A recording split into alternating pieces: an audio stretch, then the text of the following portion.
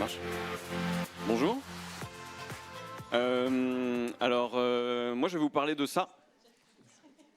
Je vais vous parler de fromage, de fromage, d'alternatives au fromage, de plein de choses. Vous en avez goûté tout à l'heure normalement? Qui en a goûté? Ok. Ok. Cool, merci. Mais je vais surtout vous parler de la partie immergée de l'iceberg, parce que là, c'est ce que vous voyez, c'est le fromage, vous le voyez vous le verrez dans les rayons. Mais derrière ça, il y a une histoire. Et vous avez présenté des projets tout à l'heure, vous les avez fait avec votre cœur, avec votre énergie et vos valeurs. Et nous, en fait, Tika Affinage, c'est né de nos valeurs à la base. À la base, on n'est pas fromager du tout. Je vais vous parler du coup de Manon Boucan. Alors Manon, elle est à la base, elle est commerciale au niveau, elle était commerciale grand compte. Elle vendait des cosmétiques, etc. dans les magasins bio. Et moi-même, j'ai travaillé pendant 11 ans auprès de femmes victimes de prostitution et de trans. Et j'ai travaillé aussi 3 ans pour L214, peut-être que vous connaissez. Voilà. Alors, je vais revenir sur ça. Tika Affinage. Donc, Ti, en breton, ça veut dire la maison, le nid, l'endroit où on se sent bien. Et le K, alors là, celui qui le trouve est très fort, ou nous suit sur les réseaux peut-être. Le K, ça vient de Keuse, et Keuse en breton, ça veut dire fromage. Voilà. Et on n'a pas le droit d'écrire fromage, on a le droit de le dire, là on va en parler, mais voilà. On n'a pas le droit de l'écrire sur nos supports, on n'a pas le droit de dire qu'on fait du fromage. Donc, Tika, la maison du fromage. Et notre but, du coup, c'est d'être éthique, avant tout. Comme je vous l'ai dit, on a un parcours, on va dire, associatif, on a un parcours militant. On crée du fromage, certes, mais on crée du fromage pour changer le monde. Et les personnes qui ont parlé tout à l'heure de leurs produits, elles feront aussi ça pour changer le monde, je leur souhaite. Donc du coup, voilà. Donc Manon, c'est fait, David, c'est fait. En 2018, du coup, on nous a offert un kit pour faire du fromage vegan. C'était à Noël. C'était un kit allemand, parce que ça n'existait pas en France. Et du coup, on a fait notre petite popote dans la cuisine. Et on a créé du coup le petit boucan, qui est là. Il n'avait pas cette tête, il était beaucoup plus moche. Il avait des taches, il était dans un frigo avec des odeurs particulières. Et le PBYEC. Le PBYEC, pour la petite histoire, c'est le lieu-dit où on habite. Voilà. Et le petit boucan, Manon s'appelle Manon Boucan. Et on s'est dit que voilà, ça fait une figure de style, c'est un fromage qui va faire du bruit, etc. Alors, notre objectif, c'est de fabriquer des affinés 100% végétaux de la façon la plus éthique possible. Et en fait, ça, c'est notre but. Notre objectif à long terme, c'est d'être partout dans les rayons en France, en Europe et dans le monde. Et du coup, ça diminuera la souffrance animale. Et du coup, ça aura un impact sur l'environnement. Et du coup, ça aura un impact sur notre santé. Voilà. Donc vraiment, on fait des affinés, parce que nous on appelle ça des affinés, on n'appelle pas ça du fromage ou du fromage ou du fromage, c'est des mots qui sont très moches. On fait des affinés vraiment pour un monde meilleur. Du coup voilà, on veut être une référence dans l'alimentation éthique, de qualité, responsable, etc. La diapositive plus, et alors je ne sais pas si vous le voyez, ouais si vous le voyez bien, c'est top. Ok, alors on va parler des valeurs. Du coup, on prend en compte le vivant forcément. Les affinés sont faits à base de noix de cajou et de lait de coco. Alors, vous aurez sûrement des questions sur les noix de cajou tout à l'heure. Je vais peut-être devancer la réponse un petit peu. Nos noix de cajou, ça ne pousse pas en Bretagne, ça ne pousse pas en France, ça ne pousse pas en Espagne, ça ne pousse pas en Europe. Donc, elles viennent du Sénégal. Je ne sais pas si vous voyez comment c'est fait. L'anacardier, la noix de cajou, etc. L'anacardier, c'est l'arbre qui fait pousser la noix de cajou. En fait, c'est comme un poivron, la noix de cajou. Et sous ce poivron, il y a une noix de cajou. Dans cette noix de cajou, elle est dans une coque qui est très dure. Il faut la chauffer pour la casser. Et donc, du coup, on la chauffe et on la décortique. Et souvent, 80% des noix de cajou viennent du Sénégal. Elles sont envoyées en Inde et c'est exploité, enfin c'est décortiqué à la main par des femmes, des enfants, etc. Et puis après, ça fait le tour du monde, parce qu'il y a des chemins maritimes un petit peu partout dans le monde, pour arriver dans les assiettes des Américains, des Français, etc. Nous, du coup, on travaille avec éthique et sens. Donc voilà, ça. Il crée du coup des noix de cajou, mais autre chose. En gros, il était en commerce international, il a fait un stage de fin d'études au Sénégal, il s'est rendu compte de l'horreur qui se passait là-bas. Du coup, il a rassemblé tous les producteurs de noix de cajou. Il a créé un groupement, aujourd'hui ils sont 157. Il a enlevé les fours à gaz pour chauffer les noix de cajou. Il a mis des fours solaires. Au Sénégal, c'est un petit peu plus logique. Du coup, il a fait des économies et il l'a injecté dans les salaires des personnes qui travaillent là-bas. Les familles ne sont pas séparées, parce que souvent en Inde, etc., les familles sont séparées pour le travail. Enfin bon, bref. Et ensuite, ça vient par bateau et ça vient à Marseille. Et à Marseille, il y a un contrôle et ça vient jusqu'ici. On transmet nos valeurs en équipe. Alors ça, c'est le vendredi. J'espère que vous aurez ça un jour dans vos boîtes.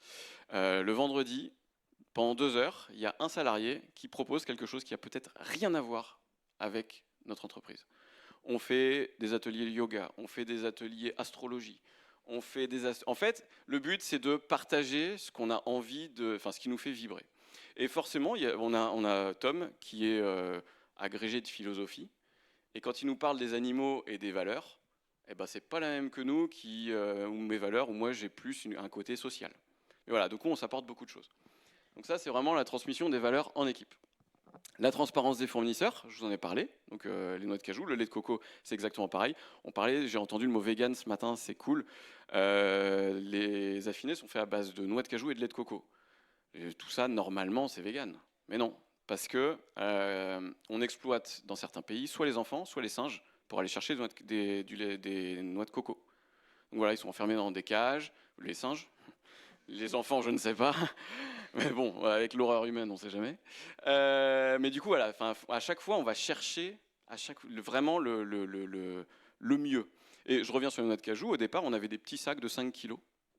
Et on lui a dit, mais on fait des tonnes de noix de cajou, ça vient par palette, à quoi ça sert de nous faire des sacs de 5 kilos?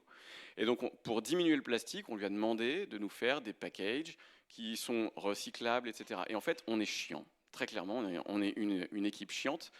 Mais c'est aussi pour ça qu'on avance, c'est que quand on a quelque chose à vendre, on vend notre fromage, mais on vend vraiment notre projet. Et ça, le fromage vegan, c'est cher, oui, je vais en parler tout à l'heure de pourquoi, mais c'est parce que derrière, on va chercher le mieux, le mieux, le mieux tout le temps.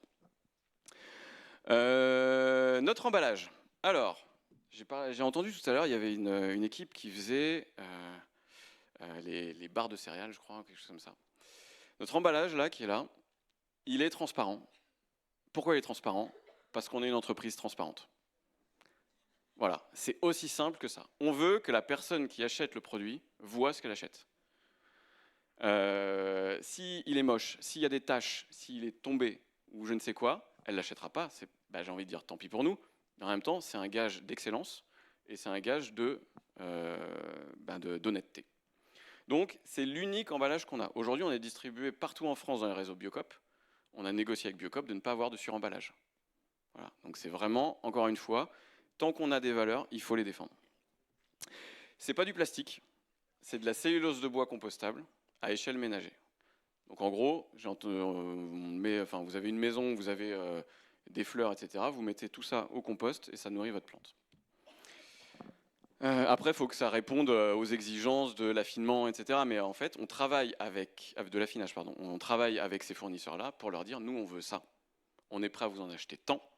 Soit vous faites partie du projet et on parle de vous, et vous êtes novateur, soit vous ne le faites pas et on va voir quelqu'un d'autre.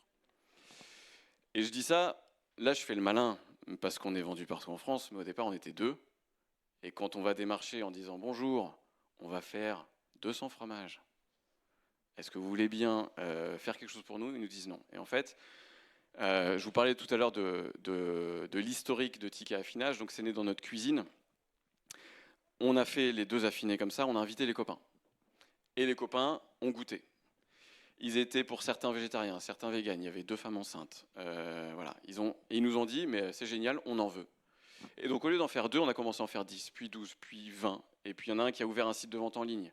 Et il nous en a pris 200. Et donc, on a... alors, normalement, je vais revenir là. Voilà. Là, on est en 2019. Donc, en 2020, du coup, on s'est dit, bon, on va arrêter de le faire à la maison. On va arrêter d'avoir 6 frigos qui font du bruit, qui consomment, avec nos chiens qui passent entre nos pattes quand on cuisine. Donc on va aller dans une pépinière. Une pépinière, est-ce que vous connaissez le principe? Oui? Non? Ouais, ok. En gros, pour ceux qui ne connaissent pas, c'est une mairie qui met à disposition des locaux avec des loyers modérés, et puis qui facilite un petit peu la mise en place d'une entreprise. Donc là, on est en 2020. En 2021, du coup, on était dans toutes les épiceries véganes de France, on avait déjà un grossiste, et on était sur beaucoup de sites de vente en ligne. Et forcément, le marché étranger s'est intéressé à nous parce que fromage français. Même si ça reste vegan, aujourd'hui, on va en Autriche ou en Allemagne, qui sont beaucoup plus avancés au niveau de l'alimentation végétale, on vend ça comme du fromage français. 2022, on a axé ça sur la R&D. Donc voilà, c'est bien beau d'avoir 2 affinés, mais au bout d'un moment, les gens se lassent. Alors vous allez me dire, je ne sais pas qui connaissait les produits aujourd'hui, mais pour les adeptes, il faut du choix, il faut que ça évolue, et il faut toujours qu'on ait un cran d'avance. Voilà, il faut toujours penser. Donc là, j'en ai dans ma caisse. J'ai des prototypes de la suite, puisque je vais à Paris ensuite pour faire déguster pour une équipe. Et 2023, du coup, on a été viré de la pépinière d'entreprise, parce que c'est 3 ans, comme ça fait 4 ans qu'on existe, et on a acheté un bâtiment qui est, et là c'est la petite victoire du militant qui est en moi, un ancien labo de transformation de viande. Voilà. On était dans 28 mètres carrés en 2020. Aujourd'hui, on est dans 400 mètres carrés. Donc du coup, on peut faire 10 fois plus et répondre à la demande qui est nationale. Voilà. Hop. Tac. Emballage. Les tests R&D. Oui, alors je vais parler des tests R&D. Je pense que sur 1 an, on a fait 450 tests R&D suivis. Donc c'est quand même assez gros, sachant que c'est pas un gâteau et que quand on fait un affiné, il faut attendre 6, 8, 10 semaines, 3 mois, le temps que ça s'affine. Donc du coup, c'est pas on fait un test, on met au four, on voit si c'est cuit, ça marche pas, c'est trop salé, c'est pas assez, etc. Donc c'est vraiment un acharnement qu'on met au quotidien. Du coup, le petit boucan et le PBIEC. Alors, le petit boucan, pâte molle croûte fleurie, pour ceux qui connaissent les fromages. On reçoit la noix de cajou, qui est en brisure, parce qu'encore une fois, on ne va pas prendre des noix de cajou, on ne va pas acheter des noix de cajou pleines, belles, etc. On s'en fout, on veut des morceaux de noix de cajou qui soient de n'importe quel grammage. On en fait une pâte. Il y en a qui ont déjà assisté à, ou qui font du fromage chez eux ou pas? Du fromage tradi. Pour faire du fromage traditionnel, en gros, on prend le lait, on enlève le petit lait, et on se retrouve avec un caillé. Et ce caillé, on ensemence, ça veut dire qu'on met les ferments, et ensuite on les met en cave. Nous, c'est l'inverse, on arrive d'un produit sec, donc il faut le réhydrater, donc on le mixe avec de l'eau pour le petit boucan, et du lait de coco pour le PBIEC. Et du coup, ça fait une pâte, un peu comme une pâte à gâteau, très lisse, un houmous très lisse, voilà. Et ensuite, avec des techniques d'humidité, de température, on arrive à, je sais pas comment c'est, un mélange, enfin, un instant où il faut mettre les ferments. Et les ferments, on va les chercher chez des fournisseurs où on leur demande de créer rien que pour nous une ligne de ferment. Et donc du coup, c'est ça aussi qui coûte cher dans le fromage. Et ensuite, du coup, on ensemence, on met en cave, on retourne les fromages, on moule, on retourne tous les jours. Et au final, on a, au bout de quelques semaines, les affinés. J'ai encore 20 000 trucs à vous dire, mais je crois que le temps m'est compté. Et donc du coup, je pense que vous avez goûté tout à l'heure. Donc je vais lancer les questions dès maintenant. Allez, quelles sont vos questions? Il faut aller tout là-haut.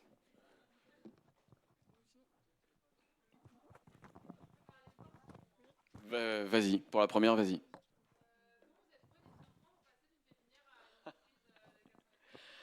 Eh bien, nous n'en avons pas. On a demandé des financements. On a eu 5 000 euros. On a eu 5 000 euros, mais c'est que dalle. En fait, on n'en a pas. On est bloqué face à ça parce qu'on est. En fait, il y a un financement qu'on pourrait avoir qui s'appelle pour les jeunes entreprises innovantes. On a moins de 11 ans. On fait un produit innovant qui n'existe pas, on est 4 en France à le faire. Et il faut avoir une personne en R&D. Dans l'entreprise, à l'époque où on a monté le dossier, on était 3. Donc Manon, moi-même et Isor, qui est polytechnicienne R&D, donc un cerveau.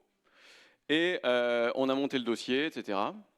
On l'a présenté et on nous l'a refusé pour jeunisme de l'équipe. Voilà, 27 ans, elle avait déjà travaillé. Jeunisme de l'équipe, pourquoi? Parce que, alors, je vais me faire tirer dans les pattes, mais je m'en fous. On est en Bretagne, terre d'élevage, produit vegan. Voilà. Et on n'a pas le droit quand on fait un entretien d'embauche, on n'a pas le droit de dire vous êtes trop jeune. Pourquoi là on aurait le droit? On l'a représenté une deuxième fois avec un angle différent. On nous a dit mais ce ne sera pas la même personne qui va analyser le dossier, etc. Deuxième refus. Vous faites de la cuisine. On s'en fout. Vous faites des recettes, quoi. Voilà. Et en fait, on a ça. Alors, les villes nous poussent, nous aident. On a eu 5 000 € de la ville, mais 5 000 €, franchement, un site internet, rien qu'un site internet, ça coûte 10 000 balles. Donc, voilà. Donc, non, on a zéro, on n'a rien. On a fait une SCI avec Manon pour acheter le bâtiment. Donc, on s'endette personnellement. Et voilà, parce que, encore une fois, on croit au truc. Est-ce que ça répond à ta question? Les banques, alors au départ, on demandait, alors c'était combien? On demandait 50 000 € à une banque qui nous a refusé. Là, c'était dès le début, on nous avait dit, mais faire 100 000 € de chiffre d'affaires avec des produits véganes, vous en ferez jamais. Voilà. La première année, on a fait 180 000, année du Covid. Et là, la deuxième année, alors il y a aussi ça, c'est qu'on ne va pas voir toutes les banques, on va voir la Nef. Si vous ne connaissez pas, allez-y. Mais par contre, la Nef, pour les professionnels, on n'a pas de moyen de paiement, donc on est obligé de s'affilier à une autre banque. Donc en fait, voilà. Et donc la Nef nous finance en gros tout ce qui est lié avec le matériel. Et l'autre banque nous finance un petit peu plus parce qu'on a besoin de travaux, de rénovation, de choses comme ça. Mais on a fait un prêt, franchement, c'est un prêt perso, quoi. De rien. Quoi d'autre? Je voulais savoir où est-ce qu'on peut retrouver vos produits du coup. Eh ben, dans la dictature végane, tu devrais les retrouver partout. Non, non, en gros, on est dans le rayon alors, dans tous les magasins bio possibles, normalement. En fait, on travaille avec les centrales des magasins bio. Et après, c'est les magasins bio qui achètent aux centrales. Donc, nous, on n'a pas de lien avec les magasins en direct. Sur notre site internet, il y a tous nos revendeurs. Donc là, si tu tapes la ville, tu verras où en acheter. Mais en gros, le magasin bio, tu peux aller demander et normalement, ils ont un accès facile. Là, la Biocoop de Guingamp, normalement, on y est, quoi. Je ne suis pas vérifié en passant, mais voilà. Et les sites de vente en ligne aussi, qui fonctionnent très bien.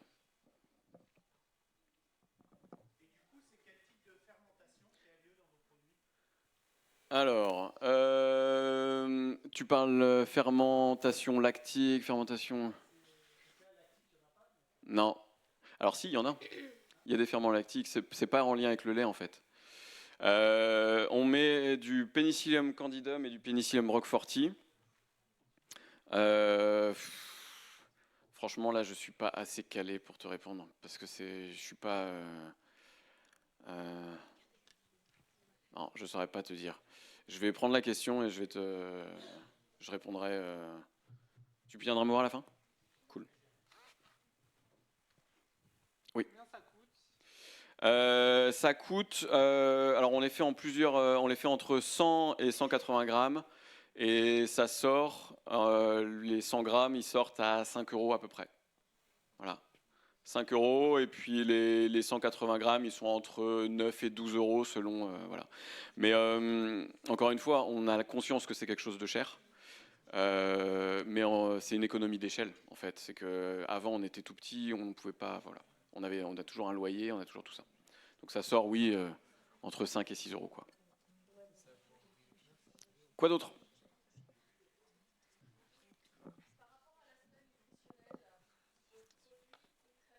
Ouais. Ah, ils apportent tout ce qu'il faut. En fait, la noix de cajou reste très riche. On mange pas du fromage pour maigrir en général. Du coup, ça apporte aussi son lot de gras. Et c'est du bon gras, c'est pas du gras saturé. Les noix de cajou sont pasteurisées pour être bien digérées et pour que aussi les femmes enceintes puissent les manger. Mais il y a tout ce qu'il faut, il y a toutes les valeurs nutritionnelles qui sont derrière. Donc voilà, c'est un produit qui est quand même assez riche. Mais franchement, oui, vous mettez ça dans des pâtes et bah, ça vous fait votre apport de protéines, entre guillemets, quoi. On utilise du sel, ouais. On utilise du sel, on en met dans la pâte de base. Et puis, alors déjà, enfin, c'est très dangereux le sel dans les fromages, dans les affinés. Parce qu'en fait, un affiné, c'est développer beaucoup de bactéries, mais les bonnes bactéries. Donc, il faut un univers humide, il faut un univers. Enfin, voilà. Et donc, du coup, le sel est porteur extrêmement fort de bactéries, donc on fait très attention. Donc, il y a une petite technique que je ne vous donnerai pas, mais du coup, on va dire qu'on nettoie le sel avant. Voilà. Et ensuite, il y a des pâtes qui sont spécifiques. Alors celles-là, elles sont pas faites comme ça, mais il y a des pâtes d'affiné où on va gratter avec du sel pour avoir bah, une sorte de pâte un peu cassante ou un petit peu dure, etc. On est en train de travailler dessus.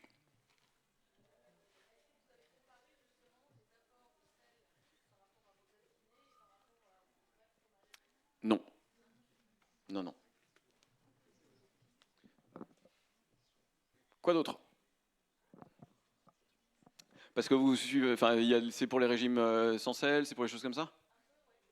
Là, il y a, je crois, c'est un peu élevé pour nous le sel. Je crois, on est à 2 grammes pour 100 grammes. Ouais.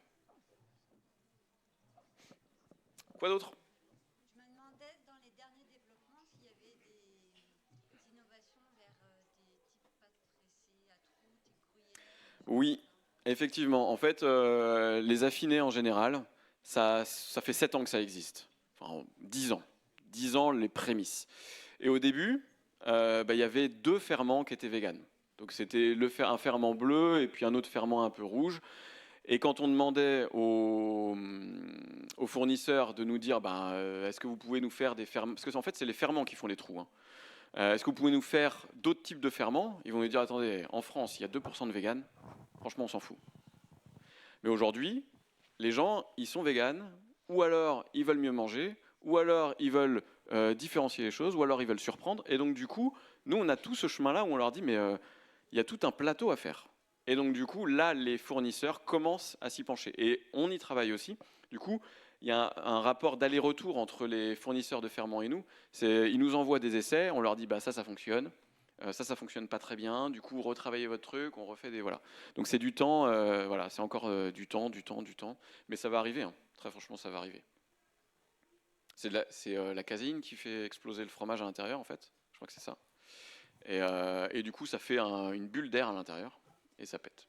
Et c'est ça qui fait les trous dans le fromage. J'imagine que vous avez des caves alors pour les affiner. Non, on a des caves, ouais. Ouais, ouais, on a dans le bâtiment. C'est pas les caves où on rentre dans un escalier, etc. En fait, c'est un grand bâtiment qui est en froid. Il y a 400 mètres carrés de chambre froide, en fait. Et bah, dans chaque chambre froide, à chaque étape de l'affinage, il y a une température, une hydrométrie, et tous les jours, on les retourne pour que le ferment se développe de façon homogène. Petite question par rapport aux ingrédients, si c'est nécessairement des noix de cajou ou si c'est aujourd'hui des noix de cajou, mais il y a le choix pour autre chose quand le marché sera énorme. Alors, effectivement, il y a plein de choses. En fait, les noix de cajou, on est tombé dedans un peu parce que c'était dans la recette initiale en Allemagne. Et on a fait, en fait, ce qu'il faut pour que le ferment se développe, il faut du gras et de l'humidité. Donc en fait, il faut créer ça. Et c'est possible de faire avec des légumineuses, c'est possible de faire avec plein d'autres choses, mais aujourd'hui, la techno est tellement longue, la technologie à mettre en place est tellement longue, qu'on n'a pas encore réussi à le mettre sur le marché. Là, enfin, en fait, notre but, encore une fois, pour être le plus éthique possible, on est en train de créer un affiné qui sera breton. Mais et c'est pas du sarrasin, parce que le sarrasin ne pousse presque pas en Bretagne, hein, sachez-le. Mais voilà, le but, c'est vraiment d'être le moins impactant possible. On travaille avec Ereden, enfin on travaille pas avec Ereden, on est en lien avec Ereden, qui nous dit le jour où vous avez une légumineuse où vous travaillerez dessus, nous on vous la fournit, par exemple. Voilà.